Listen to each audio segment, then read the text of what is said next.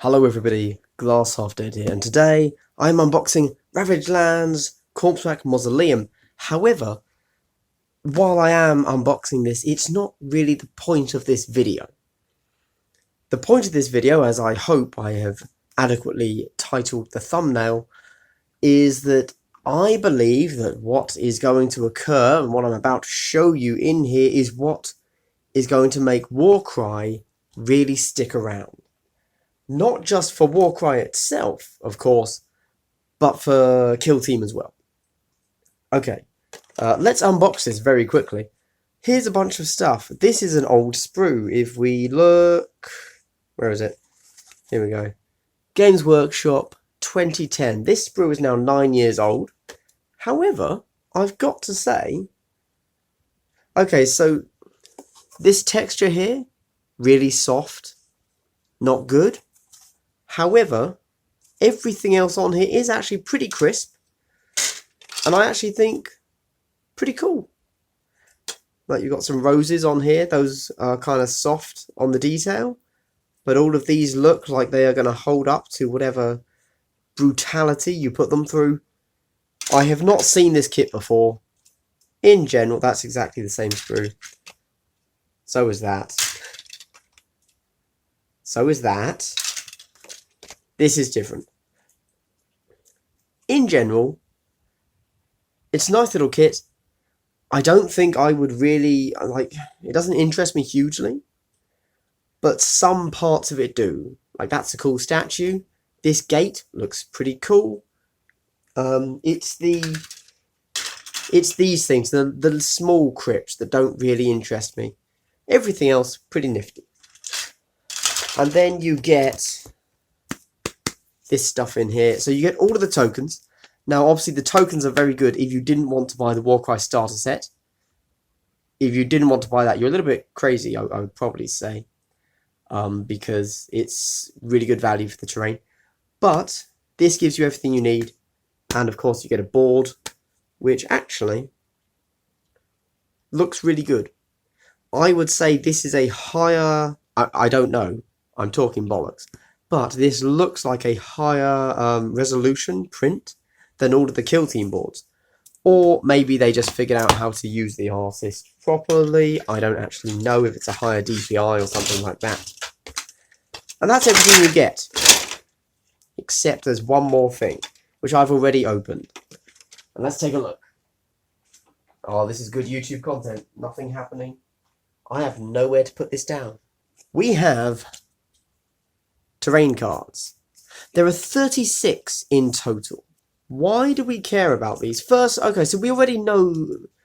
Why do we care about these over the basic ones from the Warcry starter, right? I'm going to show you. So, firstly, this is actually pretty dense terrain. Like, when you see, just the very first one, you could, if you spaced all of this out a little bit more, this would actually be a really good Kill Team board. Almost like you're running through ruins of a city. Like, yeah, I mean, you're not. But, yeah, these are actually some very interesting and differed layouts. Sorry that my camera sucks. Here we go. And, yep, a whole bunch of these. Cool, cool, cool. These aren't really the point. Let's take a look. So, let's take a look at these. Okay, these are the rest of the cards. There's nothing different with them. I just took out the last, 12 cards. Do note, up at the top here, this is your little symmetrical symbol. That means it's approved for, not symmetrical play, competitive play. Okay, some of these have them, some of them don't. Now, what's different about these cards to these cards? I know some of you already know. You see, some of them are symmetrical, some of them are not symmetrical. What is different? Let's take a look. So we've just looked at all of the sprues, okay? Now we see this layout. Notice this stuff here. that is not from the Corpsewrack Mausoleum set. Let's try again. Okay, stuff in the center again, not from the Corpsewrack Mausoleum set. Maybe we recognize it now. That is clearly the statue head from the first game. And these are from the first, the core star set. What these cards are doing are taking the two different sets, the Corpsewrack Mausoleum and the starter set, and combining the two to give you more options. There you go. There you go. Now, why do I think this is brilliant? Why am I doing an entire video where I'm just going to talk about how damn good this is as an idea? Let's think about the Kill Team Killzone sets. You know what? I have one right here. Look at that. Now, when you see that, you may look at it and say, oh, well, that's more than enough terrain for a kill zone. Great. Or you may look at that and say, well, that's pretty sparse. I don't think that's enough. But if you look at any of the missions they include in this, they tell you to set the terrain up using only what's included in the box, which makes sense because that's all they're giving you. However, if you're trying to actually follow the rules that they give you, and, you know, those cards that they do provide you with are rules, you tended to end up with pretty